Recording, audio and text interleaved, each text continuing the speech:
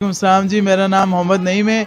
मैं आपको बताऊंगा कि माशाल्लाह इनकी बहुत ही अच्छी खिदमत है। इन्होंने माशाल्लाह बहुत ही अच्छे काम इन्होंने स्टार्ट किए मानसरा के अंदर। हालांकि मानसरा के अंदर कोई भी ऐसा नहीं था मतलब चैनल जिससे लोगों तक इसकी इंफॉर्मेशन पहुंच सके या लोगों तक ऐसी कोई उनकी इनकी आवाम तक की बात पहुंच सके। इन्होंने माशाल्लाह बहुत ही अच्छा काम स्टार्ट किया है। तकरीबन 2010 से बहुत पुराना इनका काम है।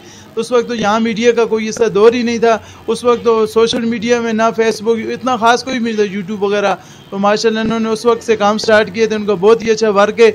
लोगों को उनके मतलब उन तक आवाज़ पहुँचाना और इसी तरह लोगों को जो है मतलब कोई अच्छी जगह उसकी सैर कराना इनकी माशाल्लाह बहुत ही अच्छी काविश है।